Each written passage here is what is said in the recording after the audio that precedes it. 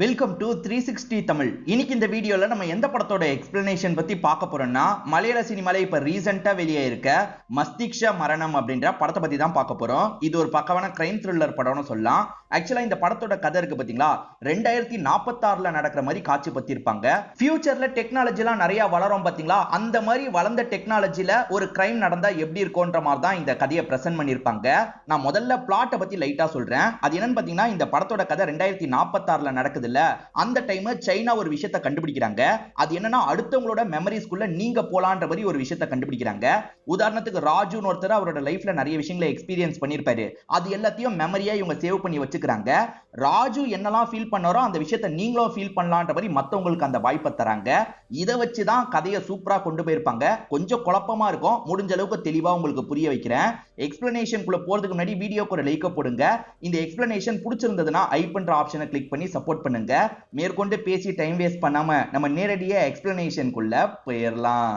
படத்தோட ஸ்டார்டிங் சீனே 2046ல தான் இந்த கதை நடக்குது அப்படின்ற மாதிரி நமக்கு ஆரம்பிக்கிறாங்க. நமக்கு படத்தோட ஸ்டார்டிங் சீனே விமல் அப்படின்ற ஒரு நபரை காட்டுறாங்க. அந்த விமல்மே இன்னொருத்தரோட மெமரியை எக்ஸ்பீரியன்ஸ் பண்ணணும்னு நினைக்கிறாரு. இவரை பொறுத்த வரைக்கும் நிறைய பேரோட மெமரி எல்லாம் வாங்கி வச்சிருக்காரு போல. அதாவது வந்து ஹார்ட் டிஸ்க் மாதிரி இருக்கு. அந்த மெமரியை ஒரு டிவைஸ்ல போட்டா நம்ம எக்ஸ்பீரியன்ஸ் பண்ணலாம் போல. நான் ஏற்கனவே சொன்ன மாதிரி இப்ப ராஜுன்ற ஒரு கேரக்டரோட மெமரியை நம்ம போட்டோம்னா அந்த ராஜு எங்கெல்லாம் போனாரோ வந்தாரோ அந்த இடத்துல இவங்க இருக்கிற மாதிரி ஃபீல் பண்ணலாம். இப்ப நம்ம ஹீரோ விமல் இருக்கார்ல, ஒரு சோல்ஜரோட மெமரிஸ் தான் போடுறாரு. அந்த சோல்ஜர் பயங்கரமா ஃபைட்லாம் பண்ணிட்டு இருக்காரு. அந்த ஃபைட்ல அவர் இறந்தே போயிடுறாரு போல. இப்ப கொஞ்சம் கொஞ்சமா விமல்மே அதை எக்ஸ்பீரியன்ஸ் பண்ணிட்டு இருக்காரு. அவர் முதல்ல பயங்கரமா சண்டைலாம் போட்டுட்டு இருக்காரு. ஆனா எதிரிங்க குரூப் நிறைய பேர் வந்துடுறாங்க. சமாளிக்க முடியாம ஒரு ஸ்டேஜ்ல அவர் இறந்து போயிடுறாரு. ஒன்ஸ் இறந்து போயிட்டா மெமரி தான் முடிஞ்சிரும்ல. இவருமே அந்த வீடியோ முடிஞ்ச மாதிரி வெளியே வந்துடுறாரு. நம்ம விமல் எதுக்காக இதெல்லாம் எக்ஸ்பீரியன்ஸ் பண்றாருன்னு உங்களுக்கு ஒரு கேள்வி வந்திருக்கும். விமலை பொறுத்த வரைக்கும் ஏகப்பட்ட டிப்ரெஷன்ல இருக்காரு. விமலை பொறுத்த வரைக்கும் ஒய்ஃப் குழந்தை தான் உலகம்ன்ற மாதிரி வாழ்ந்துட்டு இருந்திருப்பாரு. ஆனா குழந்தைக்கு ஒரு ரேரான டிசீஸ் வந்திருக்கும். அதுல குழந்தை இறந்தே போயிருப்பாங்க. குழந்தை இறந்து போனதை விட்டு இவரால் வெளியவே வர முடியல. இந்த காலகட்டத்தில் அந்த மெமரிஸை இவர் டெலீட் பண்ணோம்னா டெலீட் பண்ணிக்கலாம். இவரோட ஒய்ஃபா இருந்தவங்க அந்த மெமரிஸ்லாம் வேணான்ற மாதிரி குழந்தை சம்பந்தப்பட்ட மெமரிஸை டெலீட் பண்ணியிருப்பாங்க. ஆனா இவருக்கு மனசு வர மாட்டேங்குது. அதே சமயம் குழந்தை இறந்து போனதையும் ஏத்துக்க முடியாம ஒவ்வொரு நாளும் இவர் கஷ்டத்துல இருக்கிறது நமக்கு தெரிய வருது. குழந்தை இறந்து போனதுக்கு அப்புறம் இவருக்கும் இவரோட ஒய்ஃபுக்கும் டைவர்ஸ் ஆயிடுச்சு போல. இப்போ ஒய்ஃபை தான் மீட் பண்றதுக்காக வந்திருக்காரு. அவங்க பேர் ஆனந்தி அப்படின்றது. அவங்க இப்ப ஆல்பான்னு ஒருத்தரை கல்யாணம் பண்ணி அவர் கூட ரிலேஷன்ஷிப்ல இருந்துட்டு இருக்காங்க. இருந்தாலும் இவங்க ஃப்ரெண்டு மாதிரி பழகிறதுனால மீட் பண்ணி பேசிக்கிறாங்க போல. இவருமே குழந்தையை இழந்ததை என்னால ஏத்துக்கவே முடியல, இன்னும் கஷ்டமா தான் இருக்குன்ற மாதிரிலாம் ஃபீலிங்கா பேசிட்டு இருக்காரு. உன்னோட மெமரியும் என்னால மறக்க முடியலன்ற மாதிரி சொல்றாரு. அதுக்கு ஆனந்தி என்ன சொல்றாங்கன்னா, நீ இப்படி கஷ்டப்படுறதுக்கு பேசாம என்ன மாதிரி எரேஸ் பண்ணிடலாம்லன்னு கேக்குறாங்க. என்னால என்னோட பொண்ணோட மெமரிஸ் எல்லாம் எரேஸ் பண்ண முடியாதுன்ற மாதிரி இவரும் முன்னாள் ஒய்ஃபா ஆனந்தி கிட்ட சொல்லிட்டு இருக்காரு. அதுக்காக ஒன்ன நீயே கஷ்டப்படுத்திக்கிட்டே இருப்பியான்ற மாதிரி ஆனந்தி கேக்குறாங்க. ஆக்சுவலா இவர் செத்து போன மாதிரி ஒரு வீடியோவை பார்த்தாரு பாத்தீங்களா, நிறைய செத்து போனவங்களோட மெமரிஸ் எல்லாம் இவர் அடிக்கடி பாக்குறாரு போல. இவருக்கு சாகுற அளவுக்கு தைரியம் வரமாட்டேங்குது. அதனால செத்து போனவங்களோட வீடியோவெல்லாம் பார்த்து அதை எக்ஸ்பீரியன்ஸ் பண்ணிட்டு இருக்காரு. ஒன்ன நீயே ரொம்ப கஷ்டப்படுத்திக்கிற, இதெல்லாம் பண்ணாதன்ற மாதிரி ஆனந்தி சொல்லிட்டு இருக்காங்க. இவரை பொறுத்த வரைக்கும் ஃப்ரிடான்ற ஒரு ஆக்ட்ரஸ் ரொம்ப பிடிக்கும். இவங்க ரெண்டு பேரும் ஒரு காலத்துல ரிலேஷன்ஷிப்ல இருந்தாங்கல்ல, அந்த டைம்ல ஃப்ரிடாவோட பாட்டு வந்ததுன்னா இவர் ஆர்வமா அந்த பாட்டெல்லாம் பார்ப்பாரு. அந்த ஃப்ரிடாவை இவருக்கு ரொம்ப பிடிக்கும்ன்றது ஆனந்திக்கு நல்லாவே தெரியுது. ஃப்ரிடாவை பொறுத்த வரைக்கும் அவங்களோட மெமரியை சேல் பண்ணிருக்க மாட்டாங்க. கஷ்டத்துல இருக்கவங்க தான் அவங்களோட மெமரியை மோஸ்ட்லி சேல் பண்ணுவாங்க. அந்த மாதிரி சைமன் ஒரு நபரோட மெமரியை சேல் பண்ணிருக்கான் போல. அந்த மெமரியில ஃப்ரிடா வரா, ஃப்ரிடா கூட சைமன் ரிலேஷன்ஷிப்ல இருந்திருக்கான் போல. அந்த மெமரிஸ் எல்லாமே இப்ப மோகன் கிட்ட இருக்குன்ற மாதிரி சொல்றாங்க. இவங்க ரெண்டு பேருக்குமே மியூச்சுவல் ஃப்ரெண்டா மோகன் ஒருத்தர் இருப்பாரு. அந்த மோகன் கிட்ட அந்த சைமனோட வீடியோ இருக்கு. அந்த வீடியோவை வேணா நீயோ வாங்கி எக்ஸ்பீரியன்ஸ் பண்ணு, ஃப்ரிடா கூட இருக்கிற மாதிரிலாம் உனக்கு உணர்வு வரும்ன்ற மாதிரி இந்த ஆனந்தி சொல்லிட்டு இருக்காங்க. என்னதான் இருந்தாலும் எக்ஸ் ஹஸ்பண்ட் சந்தோஷமா இருக்கணும்ன்றதுக்காக தான் எக்ஸ் ஹஸ்பண்டுக்கு இதை சொல்றாங்க. இவர் இப்ப வீட்டுக்கு வந்துடுறாரு. வீட்டுக்கு வந்தவர் திரும்பி எக்ஸ் ஒய்ஃபை பத்தியும் அதே மாதிரி அந்த குழந்தைய பத்தியும் திரும்ப திரும்ப யோசிச்சுட்டு இருக்காரு. இன்னும் அந்த விஷயத்தை விட்டு இவர் வெளியே வர முடியாம ரொம்ப கஷ்டப்படுறாரு அப்படின்றதெல்லாம் நமக்கு காமிக்கிறாங்க. இப்ப என்னோட மைண்ட் செட்டுக்கு ஏத்த மாதிரி ஒரு பாட்டை போடுன்னு சொல்லிட்டாரு. சோகமான பாட்டை ஏஐ கிரியேட் பண்ணி தருது. அதெல்லாம் இவர் கேட்டுட்டு இருக்காரு. ஆக்சுவலா ஒய்ஃப் மோகன் ஒருத்தரை பார்க்க சொன்னாங்கல்ல, இவர் தான் மோகனா இருப்பாரு. இவரை பொறுத்த வரைக்கும் இந்த கராத்தே எல்லாம் சொல்லி கொடுக்குற மாதிரி ஒரு இடத்தை தான் ரன் பண்ணிட்டு இருக்காரு. இப்ப இவரும் மோகன் கிட்ட அந்த சைமனோட மெமரிஸை நீங்க வச்சிருக்கீங்களாமே, அந்த மெமரிஸை யூஸ் பண்ணா ஃப்ரிடா கூட ஒன்னா இருக்க மாதிரிலாம் வருமாமே, உண்மையா அப்படின்ற மாதிரி கேட்கிறாரு. ஆமா, ஃப்ரிடா நம்மள நெருங்கி வருவா, நம்ம கூட ஒண்ணு மண்ணாலாம் இருப்பா, அதை பார்க்கும்போது எனக்கு அவ்வளவு சந்தோஷமா இருந்ததுன்னு சொல்லிட்டாரு. இந்த சைமன் யாரு, இவன் எப்படி ஃப்ரிடா கூட ஒன்னா இருந்தான் அப்படின்ற மாதிரி இவங்களுமே யோசிக்கிறாங்க. அதாவது சைமன் அப்படின்ற நபர் அவனோட மெமரிஸை வித்திருக்கான் போல. அந்த மெமரிஸை பார்க்கும்போது அதுல ஃப்ரிடா வராங்க, ரெண்டு பேர் ஒண்ணு மண்ணா இருக்காங்க. நான் அந்த வீடியோவை தரேன்ற மாதிரி மோகன் இருக்கார்ல, வீடியோவை தந்துடுறாரு. இந்த ஃப்ரிடான்ற ஆக்ட்ரஸை பத்தி சில விஷயங்களை நமக்கு காட்ட ஆரம்பிக்கிறாங்க. உமன் சென்ட்ரிக் படம் இருக்கு பாத்தீங்களா, மேக்ஸிமம் இவங்க அதுதான் நடிச்சிருப்பாங்க. அது மூலியமா தான் இவங்க ஃபேமஸ் ஆளா மாறி இருப்பாங்க. இப்ப நிறைய படங்கள் இவங்க நடிச்சிட்டுலாம் இருக்காங்க. இவங்களுக்கு ஏகப்பட்ட ஃபேன்ஸ் இருக்காங்க, அதே மாதிரி ஏட்டர்ஸும் இருக்காங்க. இவங்களுக்கு ஒரு பெரிய அவார்டு தரலாம்னு நினைக்கும் போது அந்த அவார்டே வேணான்ற மாதிரி ரிஜெக்ட்லாம் பண்றாங்க. இதுக்கும் நிறைய பேர் பாராட்டுறாங்க, நிறைய பேர் இவங்களை கலாய்ச்சிட்டுலாம் இருக்காங்க. இவங்களை பொறுத்த வரைக்கும் ஃபேமஸ் ஆனதுனால சிலர் இவங்களோட சிலையை வச்சு கோயில்லாம் கட்டிட்டு இருக்காங்க. என் ஃபேன்ஸ் இந்த மாதிரிலாம் பண்றாங்க, எனக்கு ஒரே வெக்கமா இருக்கு அப்படின்ற மாதிரி இவங்களுமே பேசிட்டுலாம் இருக்காங்க. இவங்க வளர்ந்த டைம்ல அரின்ற ஒரு ரிவ்யூவர் இருந்திருப்பாரு. அவர் இருக்காரு பாத்தீங்களா, எப்ப பாரு இவங்களை கிளின்னு கிழிச்சுலாம் தொங்க விடுறாரு. இது எல்லாம் பாஸ்ட்ல நடந்த விஷயம் தான், நமக்கு புரிய வைக்கிறதுக்காக காட்டுறாங்க. இப்ப ஹீரோ கிட்ட அந்த சைமனோட மெமரிஸ் இருக்கு. ஆனா முதல்ல வேற ஒரு மெமரியை போட்டு பார்க்கலான்ற மாதிரி இவருமே வேற ஒரு மெமரியை போட்டு எக்ஸ்பீரியன்ஸ் பண்ணிட்டு இருக்காரு. இப்ப அந்த எக்ஸ்பீரியன்ஸ் எல்லாம் முடிஞ்சிருது. இப்ப நம்ம அந்த சைமனோட மெமரியை போட்டு பார்த்தா என்னன்ற மாதிரி யோசிக்கிறாரு. சரி போடலான்ற மாதிரி சைமன் மெமரியை இவர் போடுறாரு.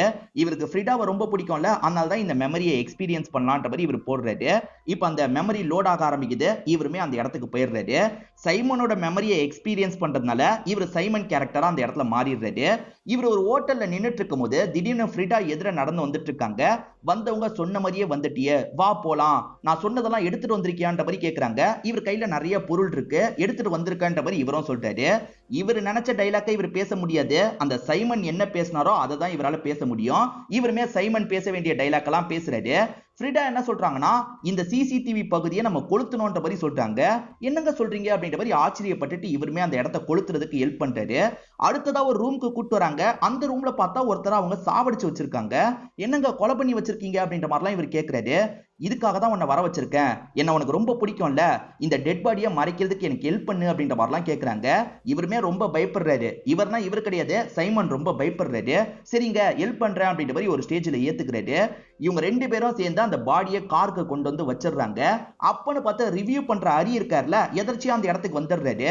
வந்தவரை இந்த ஆக்ட்ரஸ் கிட்ட நார்மலா பேசுறாரு. எனக்கு கொஞ்சம் லிஃப்ட் கொடுங்கன்ற மாதிரிலாம் கேட்கறாரு. லிஃப்ட் கொடுக்க மாட்டேன்னு சொன்னா டவுட் வரும், அதனால லிஃப்ட் தரலான்ற மாதிரி இவங்களும் லிஃப்ட் தந்த மாதிரி கூட்டு போயிட்டு இருக்காங்க. அவர் தொணன்னு பேசிக்கிட்டே வந்துட்டு இருக்காரு. இவங்க பெருசா பதில் சொல்ல மாட்டாங்க. ஒரு இடத்துல அவரை இறக்கி விட்டுட்டு கிளம்புறாங்க.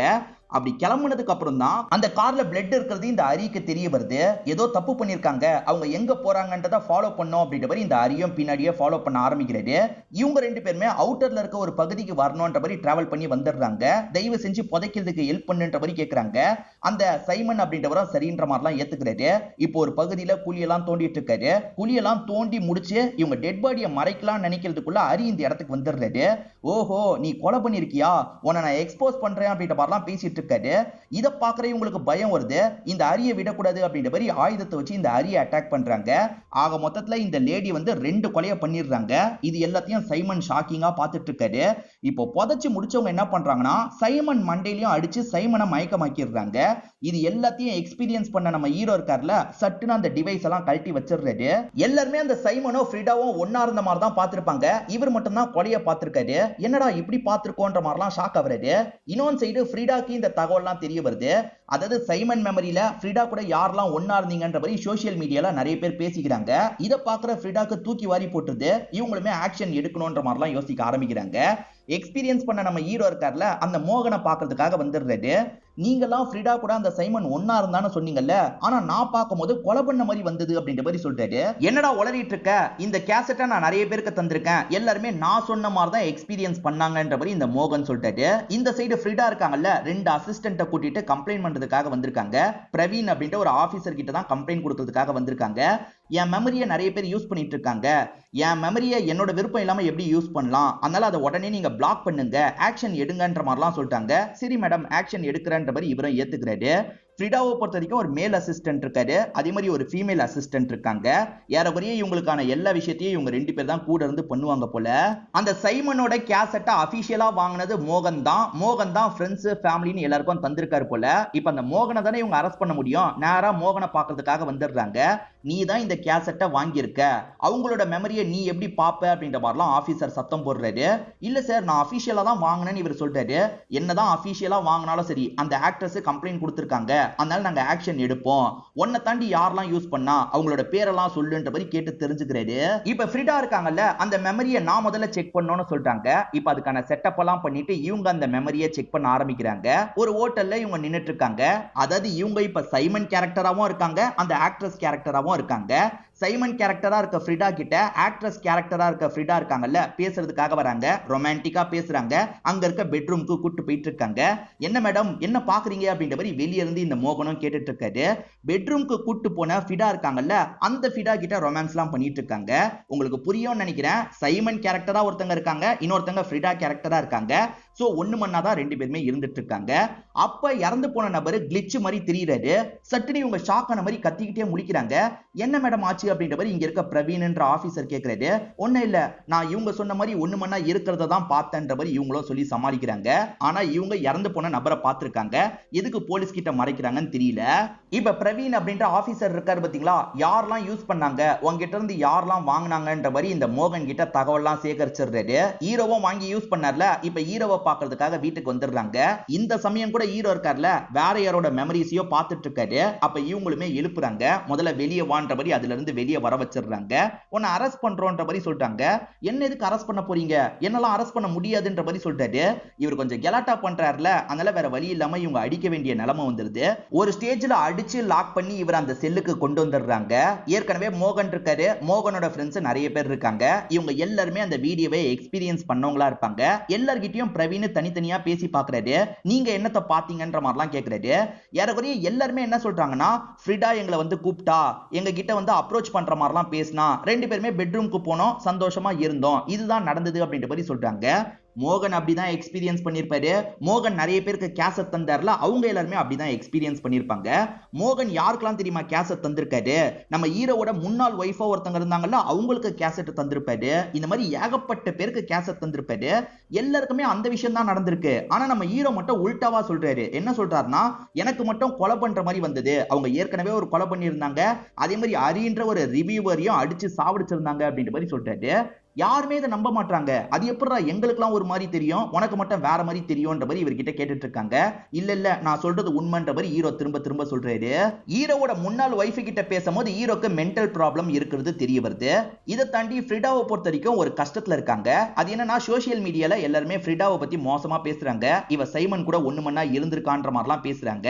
அப்படியே கட் பண்ணி திரும்பி பிரவீனை காட்டுறாங்க. இப்ப பிரவீன் இருக்காரு பாத்தீங்களா, நேரடியா விமல் கிட்ட பேச ஆரம்பிக்கிறாரு. எல்லாருமே அந்த மாதிரி தான் எக்ஸ்பீரியன்ஸ் பண்ணிருக்காங்க, ஆனா நீ மட்டும் இப்படி எக்ஸ்பீரியன்ஸ் பண்ணதா சொல்ற, நீ பொய் சொல்றன்னு எங்களுக்கு சந்தேகமா இருக்கு. அதுக்கு விமல் என்ன சொல்றாருன்னா, நான் எதுக்கு சார் பொய் சொல்ல போறேன், நான் உண்மையை தான் சொல்றேன்னு சொல்றாரு. இவர் உண்மையை தான் சொல்றாருன்ற மாதிரி டிவைஸ் காட்டுது. ஏன்னா இவங்க செக்கிங் டிவைஸ் எல்லாம் வச்சிருப்பாங்க, அதுல விமல் உண்மையை தான் சொல்றாருன்ற மாதிரி காட்டுது. அது எப்படி மத்தவங்களுக்கு வேற ஒரு வீடியோவும் இவனுக்கு வேற ஒரு வீடியோவும் காட்டும் அப்படின்ற மாதிரி இவங்களுமே யோசிக்கிறாங்க. இவர் சொல்றதுல சில வேலிட் பாயிண்ட்டும் இருக்கு. காரணம் என்னன்னு பாத்தீங்கன்னா, அரின்ற ரிவ்யூவர் இருக்காரு பாத்தீங்களா, ரொம்ப வருஷமாவே மிஸ்ஸிங்ல தான் இருக்காரு. சோ அரி இறந்து போயிருந்தா தானே இப்ப மிஸ் ஆயிருக்க வாய்ப்பு இருக்கு.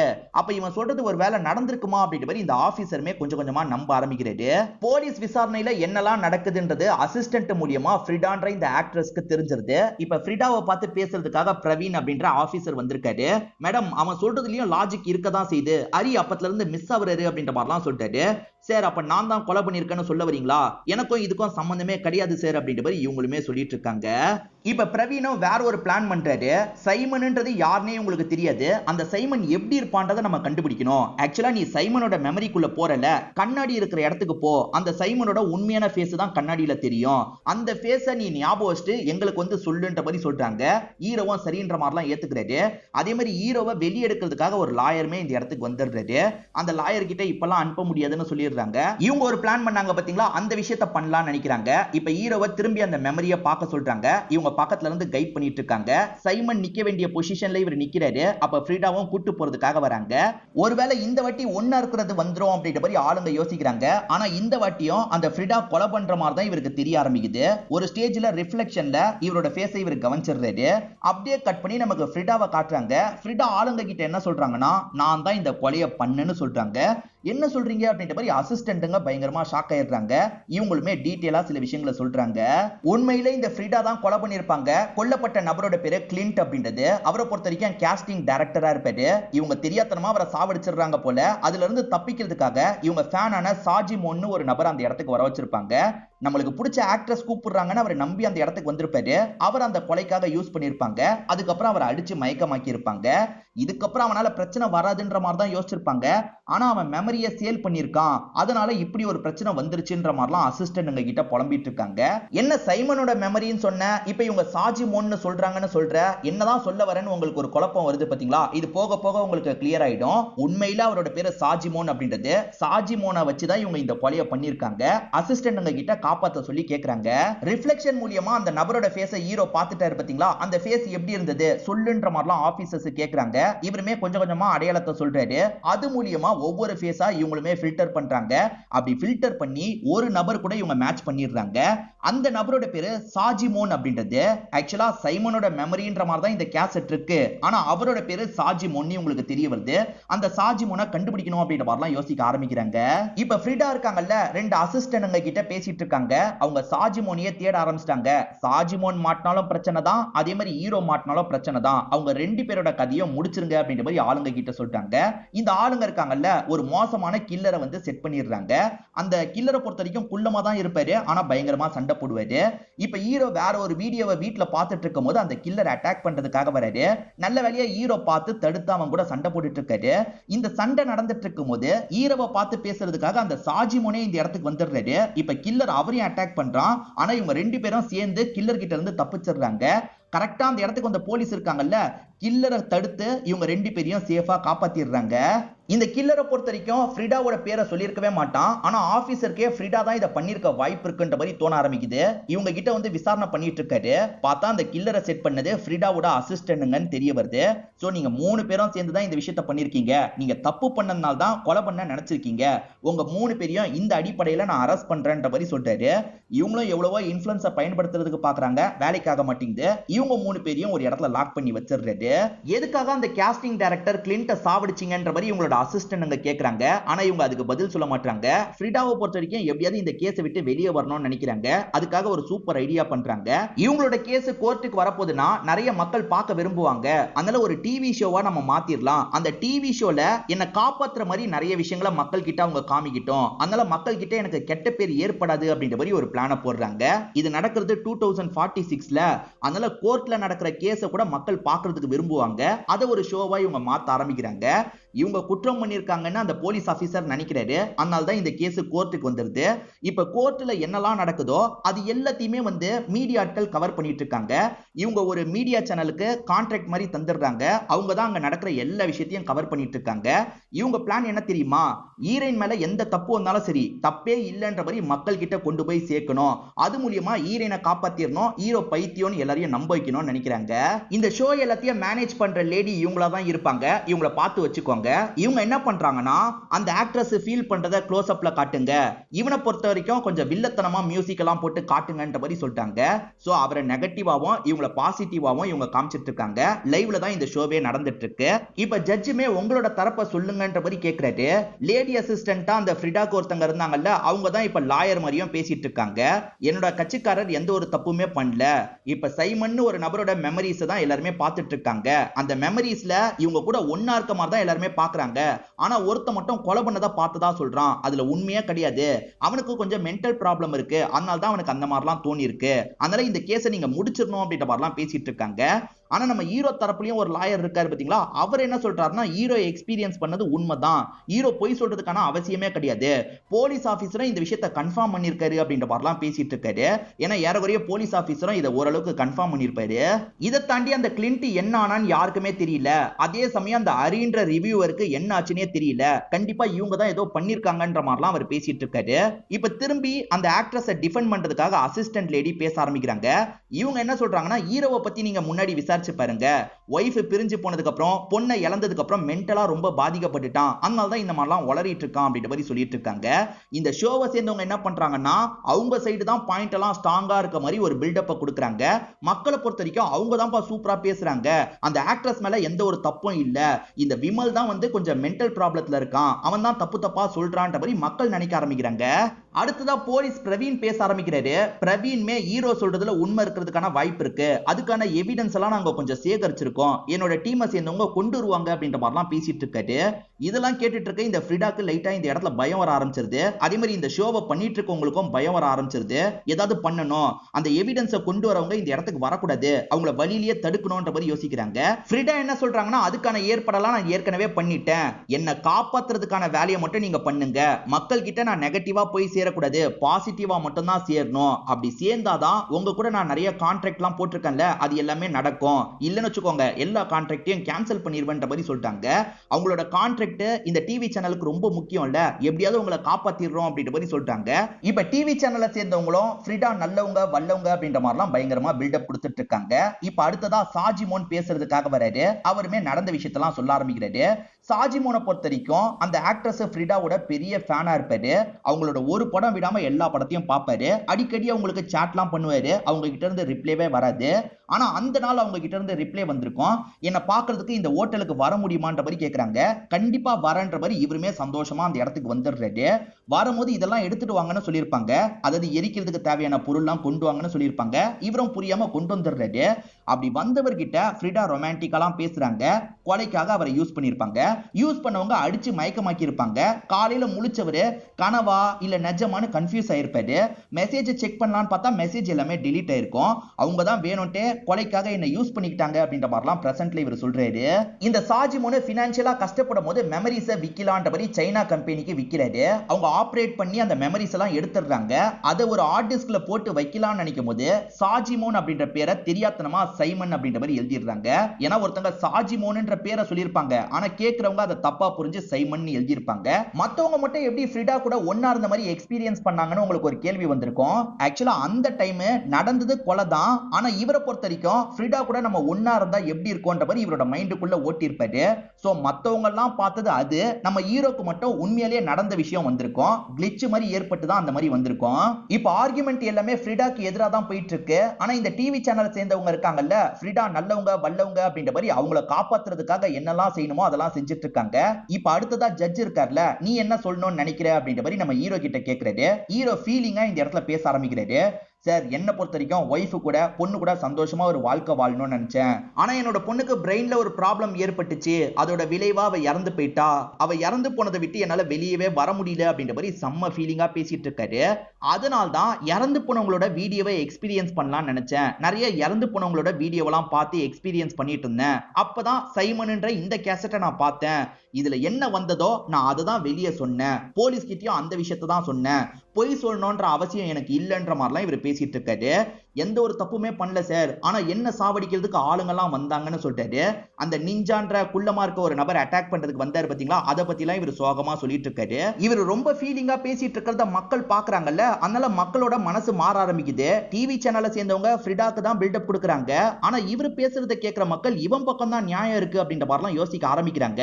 இதனால ஃப்ரிடாவோட அசிஸ்டன்ட்ங்க இருக்காங்கல்ல, ஏதாவது பண்ணுங்கன்ற மாதிரி அந்த ஷோவை சேர்ந்தவங்க கிட்ட சொல்லிட்டு இருக்காங்க. ஆனா ஒரு ஸ்டேஜ்ல ஃப்ரிடாக்கே கில்ட் ஆயிருது. நம்ம பண்ண தப்ப மறைக்கிறதுக்காக நம்ம இவ்வளவு கஷ்டப்பட்டுட்டுமே அப்படின்ற மாதிரி யோசிக்க ஆரம்பிக்கிறாங்க. ஒரு ஸ்டேஜ்ல ஃப்ரிடா இருக்காங்கல்ல, ஆமா நான் தான் இந்த விஷயத்தை பண்ணன்ற மாதிரி சொல்லிடுறாங்க. இது ஃப்ரிடா தான் பண்ணாங்களான்ற மாதிரி எல்லாருமே ஷாக்லாம் ஆகுறாங்க. இப்ப ஜட்ஜுமே எதுக்காக பண்ணன்னு கேட்கிறாரு. ஃப்ரிடாவும் காரணத்தை சொல்ல ஆரம்பிக்கிறாங்க. ஆக்சுவலா அவர் கேஸ்டிங் டைரக்டர்னு சொன்ன பாத்தீங்களா, இவங்கள வந்து நடிச்சு காட்டுறதுக்காக கூப்பிட்டுருப்பாரு. இவங்க நடிச்சு காமிச்சிட்டு இருக்கும் போது தப்பாலாம் அப்ரோச் பண்றாரு. விடுன்ற மாதிரி இவங்க கிளம்ப பாக்குறாங்க. ஆனா அவர் ரொம்ப மோசமா நடந்துக்க ஆரம்பிக்கிறாரு. வேற வழி இல்லாம இவங்க சண்டை போடுறாங்க. அந்த சண்டையோட விளைவா தான் அவரோட கதையை இவங்க முடிச்சிருப்பாங்க. கதையை முடிச்சதுக்கு அப்புறம் இவங்களுக்கு என்ன பண்றதுன்னு தெரியல. தனியா இவங்களால வந்து டிஸ்போஸ் பண்ண முடியாதுல்ல, அதுக்காக நம்ம சாஜிமோனை யூஸ் பண்ணலான்றதுக்காக தான் அந்த இடத்துக்கு வர வச்சிருப்பாங்க. முதல்ல அங்க இருக்க சிசிடிவி ரூமை எரிச்சு விட்டுருப்பாங்க. அடுத்ததா இவரோட பாடியை கொண்டு போயிருப்பாங்க. போற வழியில சம்பந்தமே இல்லாம அரி வந்திருப்பாரு. அரி கதையும் முடிக்கணும்ன்றதுக்காக முடிச்சிருப்பாங்க. எல்லாம் முடிஞ்சதுக்கு அப்புறம் சாஜிமோன்னால பிரச்சனை வரக்கூடாது, அவனை மயக்கமாக்கிடலாம். ஏன்னா நான் இந்த ஆக்ட்ரஸ் கூட சேர்ந்து கொலை பண்ணேன்னு அவன் சொன்னா யாருமே நம்ப மாட்டாங்க. அவனால அதனால பிரச்சனை வராதுன்றதுக்காக மயக்கமாக்கிட்டு அங்க இருந்து தப்பிச்சிருப்பாங்க. இதான் நடந்தது அப்படின்ற மாதிரிலாம் சொல்லிட்டாங்க. அப்படி சொன்னவங்க பயங்கர டென்ஷன்ல பேசிட்டு இருக்காங்க. இந்த ஆண்கள் எல்லாருமே இப்படிதான் அப்படின்ற மாதிரி ஆண்களை திட்டுற மாதிரிலாம் பேசிட்டு இருக்காங்க. கையில வேற ஒரு கன்னை வச்சிருக்காங்க. அந்த கன்னை வச்சு இங்க இருக்க எல்லாரையும் பாயிண்ட்லாம் பண்ணிட்டு இருக்காங்க. ஐயோ நம்மள ஷூட் பண்ணிட போறா அப்படின்ற மாதிரி இங்க இருக்க எல்லாருமே பயப்படுறாங்க. எங்களை ஷூட் பண்ணிடாத அப்படின்ற மாதிரி அங்கேயும் இங்கேயும் ஓடிட்டு இருக்காங்க. இவங்க ஷூட் பண்ற மாதிரி எல்லாரையும் கிண்டல் தான் பண்ணிட்டு இருக்காங்க. இது எல்லாமே இப்ப ஹீரோ எக்ஸ்பீரியன்ஸ் பண்ணிருக்காருன்ற மாதிரி காமிக்கிறாங்க. அதாவது அடுத்தவங்களோட மெமரியை பார்க்க முடியும்ல, அந்த மாதிரி இது எல்லாத்தையும் ஹீரோ எக்ஸ்பீரியன்ஸ் பண்ணிட்டு இப்ப அதுல இருந்து வெளியே வந்திருக்காருன்ற மாதிரி காட்டுறாங்க. ஏன் இப்படி காட்டுறாங்கன்னு தெரியல. அப்படி வெளியே வந்தவர் ஒய்ஃபும் பொண்ணும் இருக்கிறத பாக்குறாரு. என்ன நம்ம ஒய்ஃபு பொண்ணு உயிரோட இருக்காங்கன்னு ஆச்சரியப்படுறாரு. அப்படி ஆச்சரியப்பட்டு இருக்கும் போதே அங்க இருந்த ஒய்ஃபு பொண்ணு திடீர்னு மறைஞ்சு போயிடுறாங்க. ஏதோ கிளிச் மாதிரிலாம் ஏற்பட்டு மறைஞ்சு போயிடுறாங்க. என்னடா நடக்குது அப்படின்ற மாதிரி இவருமே குழம்புறாரு. இதோடயே இந்த படத்தோட கதையை முடிச்சிடுறாங்க. உண்மை என்ன தெரியுமா, கோர்ட்ல நான் தான் இந்த விஷயத்த பண்ணேன்னு ஃப்ரீடா ஒத்துக்கிட்டாங்க பாத்தீங்களா, அதோடயே இந்த படத்தோட கதை முடிஞ்சிருச்சு. எண்டிங் எப்பவுமே வித்தியாசமா முடிக்கணும்ன்றதுக்காக தான் இந்த மாதிரி முடிச்சிருப்பாங்க. கதை புரியாதவங்களுக்கு நான் தெளிவா சொல்றேன். அது என்னன்னா, காஸ்டிங் டைரக்டர் தப்பா அப்ரோச் பண்ணிருக்காரு. அதனால கோவப்பட்டவங்க கதையை முடிச்சிடுறாங்க. கதையை முடிச்சவங்க டிஸ்போஸ் பண்றதுக்கு ஹெல்ப் வேணும்ன்றதுக்காக சாஜிமோனை யூஸ் பண்ணிருப்பாங்க. சாஜிமோனியும் அடிச்சு மயக்கமாக்கி அங்க இருந்து கிளம்பி இருப்பாங்க. சோ இதுக்கப்புறம் இது ரிலேட்டடா நமக்கு பிரச்சனையே வராதுன்ற மாதிரி நினைச்சிருப்பாங்க. ஆனா இந்த சாஜிமோனு பண கஷ்டத்தினால மெமரிஸ் எல்லாம் ஒரு இடத்துல வித்திருப்பாரு. அந்த மெமரிஸ் எல்லாமே சைமன் அப்படின்ற பேர்ல பரவ ஆரம்பிச்சிருக்கும். சைமன் ஒருத்தன் இந்த ஆக்ட்ரஸ் கூட ஒண்ணு மண்ணா இருக்காண்டா அப்படின்ற மாதிரி நிறைய பேர் அதை பார்க்க ஆரம்பிச்சிருப்பாங்க. நம்ம ஹீரோ பார்க்கும்போது மட்டும் கொஞ்சம் வித்தியாசமான வீடியோ வந்திருக்கும். அது மூலியமா தான் இவங்க கொலை பண்ணது தெரிய வருது. இந்த கேஸ்ல இருந்து எப்படியாவது வெளியே வரணும் அப்படின்ற மாதிரிலாம் அவங்க பயங்கர முயற்சி எடுத்திருப்பாங்க. அது எல்லாமே ஃபெயிலியர் ஆயிருது. ஹீரோ ஒரு மென்டல் பேஷண்ட்னு எல்லாரையும் நம்ப வச்சு இந்த கேஸ்ல இருந்து நம்ம தப்பிச்சிடலான்ற மாதிரி நினைச்சிருப்பாங்க. ஆனா ஹீரோ ஃபீலிங்கா பேசினாரு பாத்தீங்களா, அதனால இவங்க கொஞ்சம் கில்ட்டா ஃபீல் பண்ணி உண்மை எல்லாத்தையும் ஒத்துருப்பாங்க. இதுதான் படத்தோட கதை. ரொம்ப குழப்பி தான் இந்த படத்தை சொல்லியிருப்பாங்க. நான் புரிஞ்சுக்கிறதுக்கு 2-3 வாட்டிலாம் இந்த படத்தை ஓட்டி பார்த்தேன். அந்த அளவுக்கு கொஞ்சம் குழப்பமான கதை தான். என்னால முடிஞ்ச அளவுக்கு உங்களுக்கு கிளியரா எக்ஸ்பிளைன் பண்ணியிருக்கேன். இந்த படம் உங்களுக்கு பிடிச்சிருந்ததுன்னா இந்த வீடியோவுக்கு ஒரு லைக் போடுங்க, கமெண்ட் பண்ணுங்க. அதே மாதிரி இந்த சேனலை சப்ஸ்கிரைப் பண்ணி சப்போர்ட் பண்ணுங்க. தொடர்ச்சியா இந்த மாதிரி வீடியோக்கள் வந்துகிட்டே தான் இருக்கும்.